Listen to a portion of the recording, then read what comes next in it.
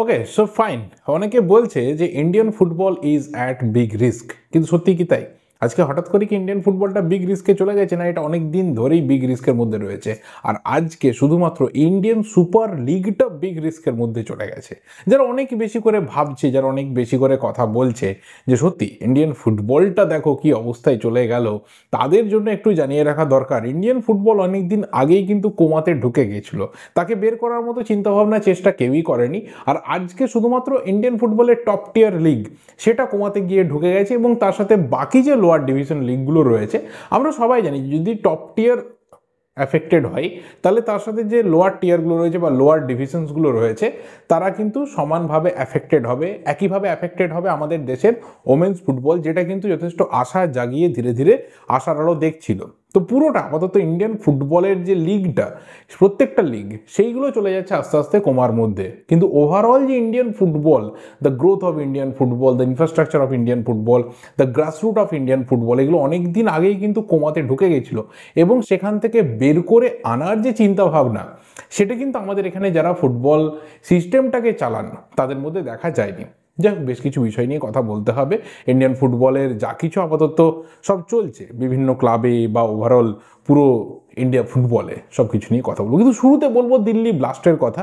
কালকে যে ধরনের ভয়াবহ নাশকতা আমরা দেখেছি দিল্লির বুকে, সেটা যথেষ্ট ভয় ধরিয়ে দেওয়ার মতো। কারণ আমাদের দেশের রাজধানী, সেখানে যদি এই ধরনের ঘটনা ঘটে এবং সেখানে দাঁড়িয়ে প্রত্যেকটা প্রান্তের মানুষ তারা কিন্তু ভয়ের মধ্যে ডেফিনেটলি থাকবেন। কারণ আমরা জানি খুব ভালোভাবে যে গোটা দেশের মধ্যে সব থেকে যদি হাই সিকিউরড জায়গা কোথাও থাকে, হাই সিকিউরড জোন যদি কোথাও থাকে, তাহলে সেটা কিন্তু আমাদের দেশের রাজধানী। আর সেখানের বুকে যদি এই ধরনের ব্লাস্ট হয়, এই ধরনের বিস্ফোরণ আমরা দেখতে পাই এবং সেখানে বহু মানুষের হতাহতের খবর, সেটা কিন্তু যথেষ্ট চিন্তার। এবং অবশ্যই এখান থেকে দাঁড়িয়ে সরকারের কাছে এবং অবশ্যই ইন্টেলিজেন্সের কাছে এবং অবশ্যই যারা দায়িত্বে রয়েছেন এই বিষয়কে প্রোটেক্ট করার জন্য এবং অবশ্যই পাল্টা দেওয়ার জন্য, তাদের কাছে অনুরোধ যে দয়া করে যারা দোষী তাদেরকে কড়া শাস্তি শুধুমাত্র দিলে হবে না। কারণ এর আগে বহু দোষীরা কড়া শাস্তি পেয়েছে, তারপরেও কিন্তু পরিস্থিতি পরিবর্তন হয়নি। যেখান থেকে পুরো ঘটনাটা ঘটছে, যেটা রুট, যেটা গ্রাস রুট, সেই জায়গাটাকে ধ্বংস করার সময় এসেছে। এবং যদি সেখানে সরকার সেটাকে ধ্বংস করার রাস্তাতে এগোয়, আমার মনে হয় যে 150 কোটি ভারতবাসী সরকারের পেছনে থাকবে। আসলে ফুটবলের বিষয় অনেক কথা হলো। প্রথম কথা হচ্ছে যে অবনীত ভারতী, তাকে কিন্তু ইন্ডিয়ান ন্যাশনাল টিমের ক্যাম্পে ডাকা হয়েছিল, বাট অবনীত ভারতী ন্যাশনাল টিমের ক্যাম্পে যোগ দিতে পারছে না। তার একটাই রিজন, তার যে ক্লাব অলিম্পিয়াদ বলিভিয়ার যে ক্লাব রয়েছে, সেই ক্লাব কিন্তু তাকে রিলিজ করছে না ন্যাশনাল টিমের ক্যাম্পে যোগ দেওয়ার জন্য। ঠিক আছে, চলো আবার হয়তো তাকে আমরা দেখতে পাবো, তাকে আবারও ডাকা হবে। খুবই প্রমিসিং একজন প্লেয়ার, দীর্ঘদিন ধরে বিদেশের মাটিতেই ফুটবল খেলছে। তবে অনেকেই অনেক দিন থেকেই চিন্তাভাবনার মধ্যে রেখেছে অনেক ক্লাব যে তাকে ভারতের মাটিতে ফিরিয়ে নিয়ে আসা। দেখা যাক সেটা কত তাড়াতাড়ি হয়।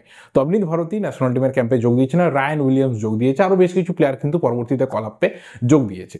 দ্বিতীয় যেটা ইন্ডিয়ান ফুটবল নিয়ে বলা রয়েছে সেটা হচ্ছে ইন্ডিয়ান প্লেয়াররা, আমাদের যত ডোমেস্টিক প্লেয়াররা রয়েছে তারা ন্যাশনাল টিমের প্লেয়ার হতে পারে, out of national team circuit হতে পারে, তারা কিন্তু সোশ্যাল মিডিয়াতে নিজেদের মতো করে প্লি করছে, নিজেদের মতো করে প্রে করছে যে ইন্ডিয়ান ফুটবলটাকে আবারও স্বমহিমায় ফিরিয়ে আনা হোক। কারণ একটা ফ্রাস্ট্রেশন, একটা অ্যাঙ্গার এবং একটা কোথাও অনিশ্চিত জীবন আমাদের সামনে রয়েছে।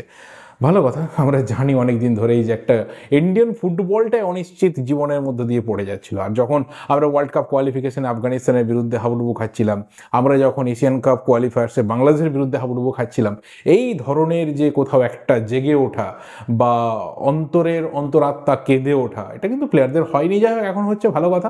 আমরা চাই যে প্লেয়াররাও ইন্ডিয়ান ফুটবল নিয়ে একটু সিরিয়াস হোক, কারণ শুধুমাত্র তো টাকাটা রোজগার করলেই হবে না। কারণ আমরা জানি যে 10 লাখের প্লেয়ার আজকের দিনে 50 লাখ টাকা পায় বিভিন্ন ক্লাবের বদান্যতায়, বিভিন্ন ফ্র্যাঞ্চাইজির বদান্যতায়। ভালো কথা, প্লেয়াররা টাকা পাক, তারা তাদের আরও বেটার ফুটবলিং কেরিয়ার তৈরি করুক, কিন্তু কোথাও ফ্যানেদের জন্য যতটুকু করার দরকার রয়েছে এক একটা প্লেয়ারের, তারা কিন্তু করেননি। তো আজকের দিনে দাঁড়িয়ে তাদের চোখ খুলেছে, তাদের মনে হয়েছে যে আমাদের ক্লাব ফুটবলটা স্টেকে চলে যাচ্ছে, আমাদের চেকগুলো বন্ধ হয়ে যাবে, আমাদের একটা কোথাও অনিশ্চিত জীবনের সামনে আমরা পড়ে যাব।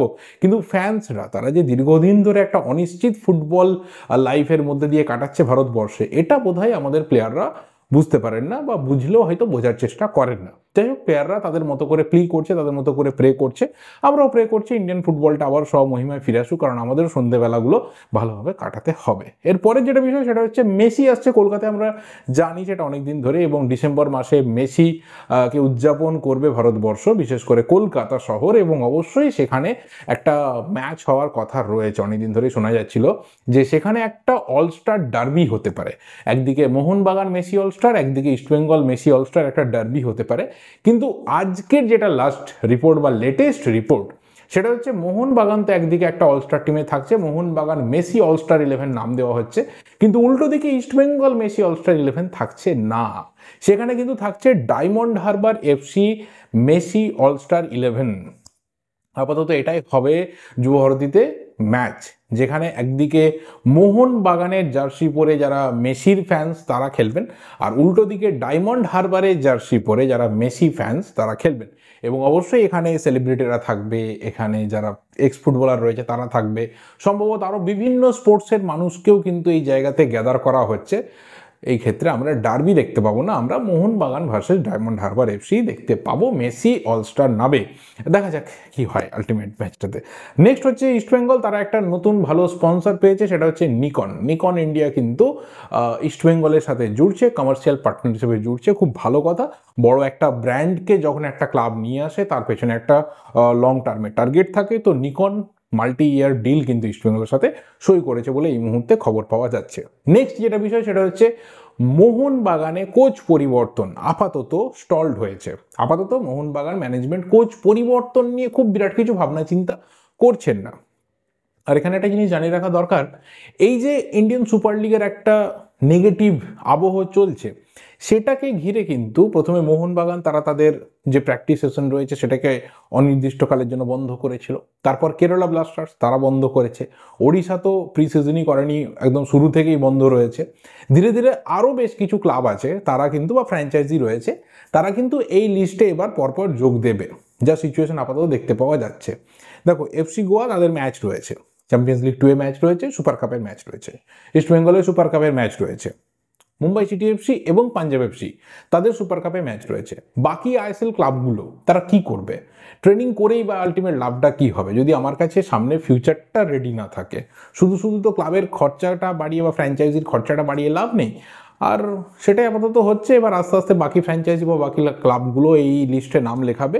আর এই ক্ষেত্রে মোহনবাগান ম্যানেজমেন্ট যেটা ঠিক করেছে যে যখন ফিউচারটা একটা আনসার্টেন সিচুয়েশনে চলে গেছে, লিগটা হবে কি হবে না, লিগটা যদি না হয় তো তুমি কি খেলবে? তুমি তো আর বারাসাতে বা মেদিনীপুরে বা জঙ্গলমহলে বা দার্জিলিংয়ে গিয়ে তুমি ক্ষেপের মাঠে ফুটবল খেলবে না। সেখানে তো মোহনবাগান, ইস্টবেঙ্গল, পাঞ্জাব, গোয়া, মুম্বাই, কেরালা, চেন্নাই নামবে না। তারা তো খেলবে ইন্ডিয়ান সুপার লিগ, তারা তো সেই জন্যেই টিম বানিয়েছে, সেই কারণে এত খরচা করা হয়েছে, নিজেদের সাধ্য মতো প্রত্যেকটা টিম খরচা করেছে। তো আলটিমেট তারা তাদের অপারেশনস বন্ধ রাখছে, এবং আমার মনে হয় যে এখানে যারা ইন্ডিয়ান ফুটবল ফ্যান্স রয়েছে তারা প্রত্যেকটা ফ্র্যাঞ্চাইজি বা প্রত্যেকটা ক্লাবের পাশে থাকবে এই সিচুয়েশনটাতে, এবং থাকাটা দরকার রয়েছে। এখানে কোথাও এফএসডিএলকে বা এআইএফএফকে বার্তা দেওয়ার রয়েছে যে ভাই তোমরা তোমাদের বিবাদ মেটাও, একটা কোথাও ক্লিয়ার এজেন্ডা নিয়ে ইন্ডিয়ান ফুটবলে এসো। অনেক হয়েছে নাটক, অনেক হয়েছে তোমাদের একে চিমটানো তাকে খামচানো, এবার কোথাও আমরা ভালো ফুটবলটা দেখতে চাই, এবার কোথাও আমরা একটা স্মুথ ইন্ডিয়ান ফুটবলের লিগকে দেখতে চাই। এবং সেখানে দাঁড়িয়ে মোহনবাগান ম্যানেজমেন্ট তারা আপাতত চিন্তাভাবনা করেছে যে তড়িঘড়ি রাতারাতি অপ্রয়োজনীয়ভাবে এখনই কোচ পরিবর্তনের দরকার নেই, এবং একান্তই যদি মলিনা তিনি আর ভারতবর্ষে ফিরে আসতে না চান, তিনি যদি আর মোহনবাগানের দায়িত্বকে কন্টিনিউ করতে না চান, তখন অন্যরকম চিন্তাভাবনা করা যেতে পারে যদি ইন্ডিয়ান সুপার লিগ হয়। আর যদি না হয় তাহলে তো আর কোনো রকম প্ল্যানিংয়ের প্রশ্নই থাকছে না। ডিসেম্বর মাসেই মোটামুটি ইন্ডিয়ান ফুটবলের সিজন ওভার হয়ে যাচ্ছে 2025-26-এর। এবার 2026-27 থেকে কি হবে সেটার জন্য অনেকটা সময় পড়ে থাকছে, সবাই মিলে আশা করে যে একটা কিছু রাস্তা বার করতে পারবেন। সেই রাস্তাতে গিয়েই কিন্তু মোহনবাগান কোচ পরিবর্তন করছে না। আর লাস্ট যেটা দিয়ে এই ভিডিওটা শেষ করবো সেটা হচ্ছে, আপাতত সোশ্যাল মিডিয়াতে একটা বিষয় নিয়ে প্রচুর গুঞ্জন, এবং সেই রিলেটেড বেশ কিছু আমি মেসেজ পেয়েছি, বেশ কিছু কমেন্ট আমি 2-1 দিন ধরে দেখেছি, যে যদি এফএসডিএল আর ইন্ডিয়ান ফুটবলের সাথে না যুক্ত হয়, বা সোজা কথা এফএসডিএল যদি আর ইন্ডিয়ান সুপার লিগ না করে, তাহলে কি মোহনবাগান থেকে সঞ্জীব গোয়েঙ্কা বিদায় নেবেন? নো এফএসডিএল নো গোয়েঙ্কা, এরকম কি সিচুয়েশন হতে যাচ্ছে? এফএসডিএল থাকলেই গোয়েঙ্কা থাকবেন, এফএসডিএল চলে গেলেই গোয়েঙ্কা চলে যাবেন? এখানে কিছু ব্যাপার রয়েছে। 1 নম্বর, আমি সরাসরি এটা বলতে পারবো না যে হ্যাঁ এফএসডিএল চলে গেলেই গোয়েঙ্কা চলে যাবে বা এফএসডিএল চলে গেলেও গোয়েঙ্কা থাকবে, কারণ ভবিষ্যতে কি হবে আমি বলতে পারবো না, কারণ আমি জ্যোতিষ না। কিন্তু এমন কিছু ফ্যাক্টর রয়েছে যার পরিপ্রেক্ষিতে বলা যেতে পারে যে গোয়েঙ্কার থাকা বা না থাকাটা অনেক সময় হয়তো এফএসডিএল এর উপর ডিপেন্ড করলেও করতে পারে। 1 নম্বর হচ্ছে যে এফএসডিএল এবং গোয়েঙ্কা অর্থাৎ রিলায়েন্স এবং গোয়েঙ্কা এটা কিন্তু একটা দীর্ঘ বহুদিনের সম্পর্ক, এবং ইন্ডিয়ান স্পোর্টসেও এই দুটো এন্টিটি বা আম্বানি এবং গোয়েঙ্কা তারা কিন্তু কাঁধে কাঁধ মিলিয়ে বহু জায়গাতে রয়েছেন। সেটাকে কেউ নেগেটিভলি নিতে পারে, কেউ পজিটিভলি নিতে পারে, বাট তারা রয়েছেন, এই ক্ষেত্রেও রয়েছেন। এবং আইএসএল এর শুরুর দিন থেকে যে কটা টপ ফিগার তারা আইএসএল এর পাশে রয়েছে বা আইএসএলটাকে টপ লেভেলে করতে চেয়েছে, তার মধ্যে কিন্তু Sanjiv Goenka is one of them, এটা আমরা সবাই জানি। তো সঞ্জীব গোয়েঙ্কার সাথে যে এফএসডিএল বা সঞ্জীব গোয়েঙ্কার সাথে যে রিলায়েন্সের সম্পর্ক বা আম্বানি এবং গোয়েঙ্কার যে সম্পর্ক, এটা সবাই জানে খুব ভালো করে। তো যদি আম্বানি চলে যায়, যদি এফএসডিএল আর না থাকে ইন্ডিয়ান ফুটবলে, তো সেখানে গোয়েঙ্কা যদি চলে যায় যে ঠিক আছে আমরাও আর ইন্ডিয়ান ফুটবলে ইনভেস্ট করব না, কারণ এখানে শুধু লসই লস, লাভের কোনো গুড় নেই, অবাক হওয়ার কিছু থাকবে না। এখানে অবাক কেউ হবে না অন্তত পক্ষে। মোহনবাগান তার আবার নতুন করে হয়তো জার্নি শুরু করবে, কারণ আমরা জানি যে without any investor, without any principal sponsor, Mohun Bagan কিন্তু এর আগে আই লিগ চ্যাম্পিয়ন হয়েছে।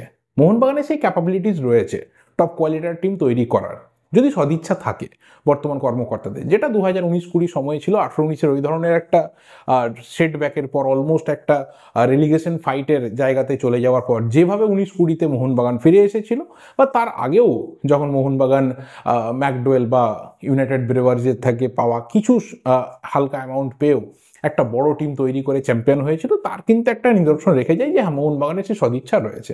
গোয়েঙ্কা কি করবেন না করবেন সেটা পরের ব্যাপার। আবার এমনও হতে পারে যে হাতেই ইন্ডিয়ান সুপার লিগ থাকুক না কেন, এআইএফএফ এর হাতে থাকলে থাকতেই পারে, মোহনবাগান যদি সঞ্জীব গোয়েঙ্কা যদি এটা অ্যাসেস করতে পারেন যে মোহনবাগানে ইনভেস্ট করলে তিনি একটা অ্যামাউন্ট অফ মানি রিটার্ন পাবেন, মাঠে লোক যাবে, দর্শকরা খেলা দেখতে যাবে, টিকিট ভালো বিক্রি হবে, একটা কোথাও অ্যামাউন্ট ফিরে আসবে তার কাছে, তাহলে ডেফিনেটলি তিনি সেই অ্যাসেসমেন্ট থেকে খুশি হয়ে তিনি মোহনবাগানের পাশে থাকবেন। সেখানে এফএসডিএল মানে রিলায়েন্স ইন্ডিয়ান ফুটবলে ইনভেস্ট করুক, সেটা আদানি আসুক, সেটা টাটা বিড়লা হোয়াট এভার যেই আসুক না কেন, বা এআইএফএফ, তারা তাদের যা কিছু অপদার্থতা রয়েছে সেটাকে সরিয়েও যদি ইন্ডিয়ান ফুটবলকে এগিয়ে নিয়ে যেতে চায়, ইন্ডিয়ান সুপার লিগ করতে চায়, এবং যদি গোয়েঙ্কা দেখে যে হ্যাঁ আমি ইন্ডিয়ান ফুটবলে ইনভেস্ট করে আমি রিটার্ন পাবো, বা যে বিজনেস করতে এসেছে তার মাথাতে এটাই থাকবে, যদি সেটা দেখে অ্যাসেস করতে পারে, তাহলে ডেফিনেটলি মোহনবাগানে থাকবে, তিনি মোহনবাগানের সাথে জুড়ে থাকবেন। কিন্তু এই মুহূর্তে দাঁড়িয়ে এই যে একটা ডামাডোল সিচুয়েশন, এই ডামাডোল সিচুয়েশনেই এফএসডিএল না থাকলে গোয়েঙ্কা চলে যাবে, এফএসডিএল না থাকলে ভিতাদানি চলে যাবে, চেন্নাইয়ের কী হবে, জন আব্রাহাম চলে যাবে, নর্থ ইস্টের কী হবে, এটা ভাবার মতো সিচুয়েশন কিন্তু তৈরি হয়নি।